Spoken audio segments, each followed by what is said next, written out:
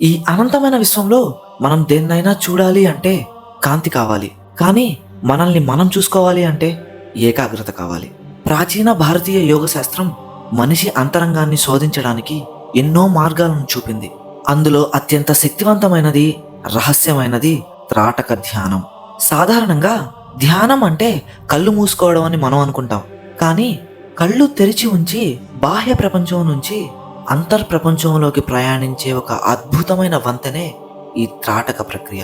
అసలు ఒక దీపం వైపు లేదా ఒక పర్టికులర్ పాయింట్ వైపు రెప్ప వేయకుండా చూడడం వల్ల మన మెదడులో ఏం జరుగుతుంది?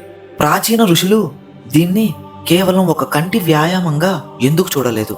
దీని వెనుక ఉన్న సైన్స్ ఏమిటి అనే విషయాలను మనం లోతుగా పరిశీలిస్తే ఆశ్చర్యకరమైన నిజాలు బయటపడతాయి. ఈ వీడియో అయితే చాలా ఇంట్రెస్టింగ్గా ఉండబోతుంది. ప్రాచీన భారతీయ జ్ఞానాన్ని, ఇప్పుడున్న మోడర్న్ సైన్స్ని రెండింటినీ కంపేర్ చేస్తూ కొన్ని నమ్మలేని నిజాలను ఈ వీడియోలో నేను మీకు చెప్తాను.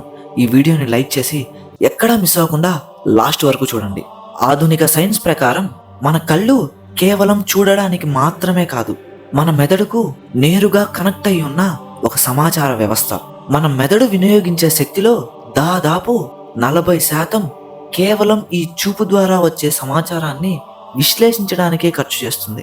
మనం నిరంతరం కనురెప్పలు ఆర్పడం వల్ల మన బ్రెయిన్ ప్రతి సెకను కొత్త సమాచారాన్ని స్వీకరిస్తూనే ఉంటుంది. కానీ ఎప్పుడైతే మనం త్రాటక ప్రక్రియలో కనురెప్ప వేయకుండా ఒక పర్టికులర్ పాయింట్ పై దృష్టిని నిలుపుతామో అప్పుడు మన బ్రెయిన్ కి వెళ్లే ఇన్ఫర్మేషన్ ఒక్కసారిగా ఆగిపోతుంది. దీన్నే సైన్స్ భాషలో ఫ్యాడింగ్ ఎఫెక్ట్ లేదా ట్రోక్లర్స్ ఎఫెక్ట్ అని పిలుస్తారు. ఒకే వస్తువును మార్పు లేకుండా చూస్తున్నప్పుడు మన బ్రెయిన్ ఆ వస్తువుకు సంబంధించిన సమాచారాన్ని పక్కన పెట్టేసి శూన్య స్థితిలోకి వెళ్ళడానికి ప్రయత్నిస్తుంది. సరిగ్గా ఇక్కడే యోగ శాస్త్రం చెప్పిన చిత్తవృత్తి నిరోధం అనే ప్రక్రియ మొదలవుతుంది. దీని అర్థం ఏంటంటే మనస్సులోని ఆలోచనలను ఆపడం అనే ప్రక్రియ మొదలవుతుంది. ప్రాచీన యోగ గ్రంథాలు త్రాటకాన్ని ఒక సత్కర్మగా అభివర్ణించాయి. అంటే ఇది మన శరీరాన్ని, మనస్సును శుద్ధి చేసే 6 ప్రక్రియల్లో ఒకటి. దీపం జ్యోతిని చూస్తున్నప్పుడు మన కళ్ళల్లో నీళ్లు తిరుగుతాయి. ఇది భౌతికంగా కంటి గ్రంథులను శుభ్రం చేస్తుంది. కానీ అంతర్గతంగా ఏం జరుగుతుందంటే మన 2 కనుబొమ్మల మధ్య ఉండే ఆజ్ఞాచక్రం లేదా 3వ కన్ను ఉత్తేజితమవుతుంది. ఆధునిక విజ్ఞాన శాస్త్రం దీన్నే పీనల్ గ్లాండ్ అని పిలుస్తుంది. ఈ గ్రంథి సెరోటిన్ మరియు మెలటాలిన్ వంటి హార్మోన్లను ఉత్పత్తి చేస్తుంది. ఇవి మన నిద్రను, భావోద్వేగాలను, మనశ్శాంతిని నియంత్రిస్తాయి.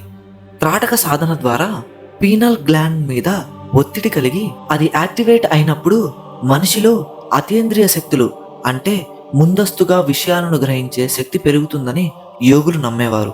నేటి సైన్స్ కూడా పీనల్ గ్లాండ్ ని హీట్ ఆఫ్ ది సోల్ అని పిలవడం ఆశ్చర్యాన్ని కలిగిస్తుంది. మనం వెలుగుతున్న దీపాన్ని కాన్సంట్రేషన్ తో చూస్తున్నప్పుడు మన మనస్సు 3 దశల గుండా ప్రయాణిస్తుంది. మొదటిది బాహ్య త్రాటక. ఇక్కడ మనం బయట ఉన్న వస్తువును చూస్తాం. ఇక్కడ కళ్ళు మూసుకొని ఆ కాంతిని లోపల చూడడానికి ప్రయత్నిస్తాం. మూడవది శూన్య త్రాటక. ఇక్కడ వెలుగు కూడా పోయి కేవలం శూన్యం మాత్రమే మిగులుతుంది. ఈ ప్రయాణం బిగ్ బ్యాంగ్ థియరీకి విరుద్ధంగా సాగుతుంది. బిగ్ బ్యాంగ్ థియరీ అనేది ఒక బిందువు నుంచి అనంతమైన విశ్వం విస్తరించడం అయితే, త్రాటక అనేది అనంతమైన ఆలోచనల నుంచి తిరిగి ఒకే బిందువు దగ్గరకు అంటే శూన్యం దగ్గరకు చేరుకోవడం. అంటే ఇది సృష్టికి వ్యతిరేక దిశలో సాగే ప్రయాణం. దీన్నే మనం లయ అని కూడా పిలవచ్చు. అందుకే త్రాటక సాధన చేసే వారిలో ఏకాగ్రత అనేది అత్యున్నత స్థాయికి చేరుకుంటుంది. మెదడులోని న్యూరాన్లు కొత్త కొత్త మార్గాలను నిర్మించుకుంటాయి. దీన్నే న్యూరోప్లాస్టిసిటీ అని సైన్స్ చెబుతుంది. చాలా మంది త్రాటక సాధన అంటే కేవలం కళ్ళతో చేసేదనుకుంటారు. కానీ ఇది మన నరాల వ్యవస్థను, న్యూరస్ సిస్టమ్ను రీసెట్ చేసే ప్రక్రియ.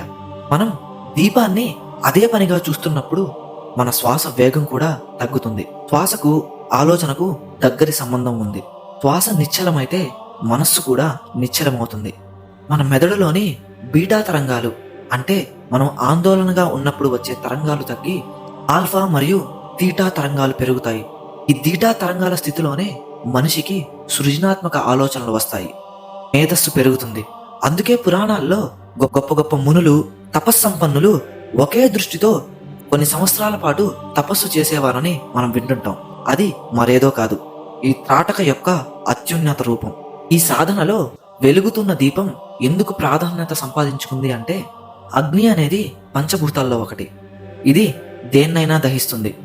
త్రాటకంలో వెలుగుతున్న దీపాన్ని చూస్తున్నప్పుడు అది మనలోని అజ్ఞానాన్ని, మలినాలను, గత స్మృతుల వల్ల కలిగిన బాధలను దహించి వేస్తుందని ఆధ్యాత్మికత చెబుతుంది. సైన్స్ పరంగా చూస్తే కాంతి అనేది ప్రోటాన్ల ప్రవాహం. ఈ కాంతి శక్తి మన కంటి రెటీనా ద్వారా లోపలికి వెళ్లి మెదడును ఉత్తేజింపజేస్తుంది.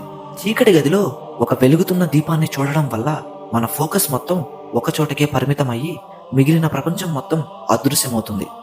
ఈ స్థితిలో మనిషి తన అహం నుంచి విముక్తుడై విశ్వ చైతన్యంతో కనెక్ట్ అవుతాడు. అయితే ఈ మన ప్రయాణంలో మీరు గమనించాల్సిన విషయం ఏంటంటే, త్రాటక అనేది కేవలం ఒక టెక్నిక్ మాత్రమే కాదు, అది ఒక అనుభూతి. ఈ సాధన మీరు చేస్తున్నప్పుడు ప్రారంభంలో కళ్ళు మంటలు రావడం, కళ్ళ నుంచి నీళ్లు రావడం సహజం. అది మీ కంటిలోని దోషాలు పోతున్నాయనడానికి సంకేతం. కానీ సాధన పెరిగే కొద్దీ మీరు ఆ కాంతిలో లీనమైపోతారు. అప్పుడు మీకు దీపం కనిపించదు, మీరు కూడా ఉండరు, కేవలం వెలుగు మాత్రమే మిగులుతుంది. ఇది క్వాంటమ్ ఫిజిక్స్ చెప్పే అబ్జర్వర్ ఎఫెక్ట్ లాంటిది. చూసేవాడు, చూడబడే వస్తువు రెండూ ఒకటే అయినప్పుడు అక్కడ కాలం ఆగిపోతుంది. సమయం మరియు స్థలం, టైం అండ్ స్పేస్ అనేవి మాయమైపోతాయి. అందుకే త్రాటక సాధన చేసిన వారు గంటల తరబడి ఒకే చోట కదలకుండా కూర్చోగలుగుతారు. ఫైనల్గా చెప్పాలంటే, త్రాటక ధ్యానం అనేది సైన్స్ మరియు స్పిరిచువాలిటీ కలిసే ఒక అద్భుతమైన పాయింట్. ఇది మీ జ్ఞాపక శక్తిని పెంచుతుంది, మానసిక ఒత్తిడిని తగ్గిస్తుంది, కంటి చూపును మెరుగుపరుస్తుంది. అంతకంటే ముఖ్యంగా మీ లోపల అణిగిపోయి ఉన్న అనంతమైన మేధస్సును నిద్రలేపుతుంది. మీరు రోజుకు కేవలం కొన్ని నిమిషాల పాటు దీపాన్ని లేదా ఒక బిందువును ఏకాగ్రతతో చూడడం మొదలు పెడితే కొన్ని రోజుల్లోనే మీ చుట్టూ ఉన్న ప్రపంచం మీకు కొత్తగా కనిపిస్తుంది. ఇది ప్రాచీన ఋషులు మనకు అందించిన ఒక అపురూపమైన కానుక. కాబట్టి ఈ డిజిటల్ యుగంలో ఫోన్ స్క్రీన్ల నుంచి మీ దృష్టిని మళ్లించి ఒక నిశ్చలమైన జ్యోతి వైపు మీ దృష్టిని నిలపండి. ఆ వెలుగులో మిమ్మల్ని మీరు కొత్తగా ఆవిష్కరించుకోండి. అయితే దీనిపై మీరేమనుకుంటున్నారు? ప్రాచీన భారతదేశం యొక్క జ్ఞానం గొప్పదా, లేదా ఇప్పుడున్న మోడర్న్ సైన్స్ గొప్పదా? మీ అభిప్రాయం కామెంట్లో మాకు తెలియజేయండి. ఇలాంటి ఇంట్రెస్టింగ్ అయిన కంటెంట్ వీడియోల కోసం మన ఛానల్ని సబ్స్క్రైబ్ చేసుకోండి. ఇంకొక ఇంట్రెస్టింగ్ అయిన వీడియోతో నెక్స్ట్ వీడియోలో కలుద్దాం.